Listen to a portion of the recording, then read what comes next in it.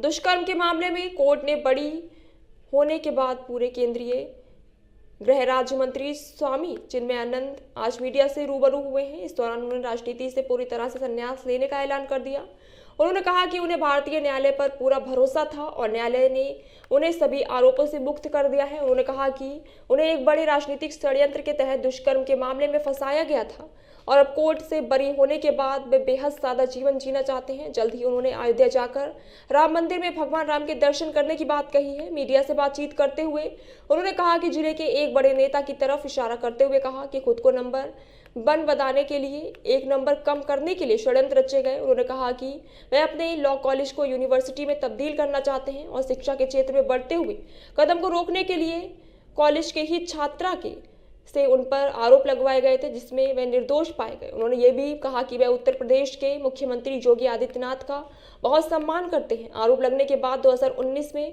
वे योगी आदित्यनाथ के साथ किसी भी कार्यक्रम में शामिल नहीं हुए ताकि मुख्यमंत्री की छवि को कोई नुकसान ना पहुंच सके। और 2019 का फैसला आ गया था, उसी समय मैंने राजनीति से पूरी तरह अपने को अलग करने की घोषणा की थी।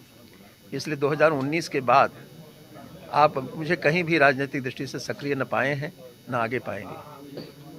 स्वामी जी, जिस तरीके से आपने बताया कि षड्यंत्र के तहत छवि खराब करने की कोशिश की गई थी मेडिकल कॉलेज की, अब उन छवि खराब करने वालों को कोई संदेश देना चाहते हैं?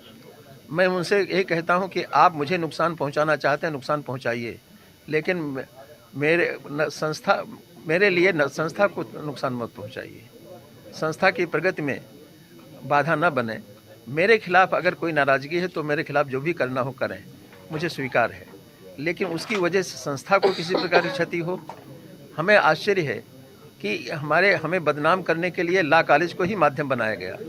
जिन 2 लड़कियों को इस काम में इस्तेमाल किया गया, वो दोनों लड़कियां लॉ कॉलेज की, तो दोनों LLM की छात्रा थीं और दोनों को महाविद्यालय के वित्तीय सहायता से पढ़ने का मौका दिया गया था और उन्हीं को इस्तेमाल किया गया। तो मेरे समझ नहीं आता है लॉ कॉलेज को क्यों इस्तेमाल किया गया, लॉ कॉलेज के छात्रों को इस्तेमाल किया गया।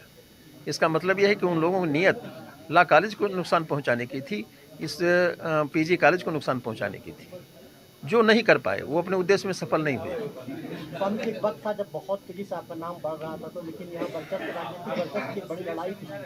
क्या मानते हैं कि वर्चस्व के चलते भी कहीं ना कहीं आपको? देखिए, वर्चस्व की लड़ाई ने मेरा नुकसान जो किया वो तो अलग बात है। आज 11 साल 2011 से मेरा पासपोर्ट जब्त है। मैं विदेश यात्रा नहीं कर सकता। हर वर्ष कम से कम 2 यात्राएं विदेश की हुआ करती थी और जब मैं जाता था तो मैं नहीं जाता था, मेरे साथ शाहजहाँपुर जाता था। सब ये कहते शाहजहाँपुर से आए हैं। वर्ष में कम से कम 2 बार विदेश की यात्रा होती है। अभी भी थोड़ी दिन पहले तक सिडनी से मेरे पास निमंत्रण प्राप्त था, लेकिन हम किसी भी अंतर्राष्ट्रीय सभा में, अंतर्राष्ट्रीय सेमिनार में, अंतर्राष्ट्रीय चर्चा में भाग नहीं ले सकते थे क्योंकि मेरा पासपोर्ट जब्त था, आज भी जब्त है। स्वामी जी, एक सवाल ये था कि आपने कहा कि आपके खिलाफ साजिश की शुरुआत न्यूयॉर्क से की गई, इसमें कितनी सच्चाई है? आपने कहा आपके खिलाफ साजिश की शुरुआत न्यूयॉर्क से की गई, इसमें कितनी? न्यूयॉर्क से नहीं की गई, न्यूयॉर्क में दिखाया गया था। न्यूयॉर्क में एक पर्चा बांटा गया था जिसमें हमारा और योगी का फोटो था, लेकिन मेरी ये रेप की कहानी उसमें बताई गई थी और कहा गया था ये योगी जी की चित्र। यहाँ तक कि मेरा नाम लेकर विधानसभा में भी नेता प्रतिपक्ष ने योगी के ऊपर आरोप लगाए, मेरा नाम लेकर। तो मेरा नाम राजनीतिक उद्देश्यों से इसलिए लिया गया कि योगी को नुकसान पहुंचाया जा सके, योगी के वर्चस्व को नुकसान पहुंचाया जा सके। योगी के संबंध हमारे सार्वजनिक सभी जानते हैं, हमारे योगी के क्या संबंध है। तो मुझे नुकसान कराने के पीछे मेरा नुकसान नहीं था, योगी को नुकसान पहुंचाना था।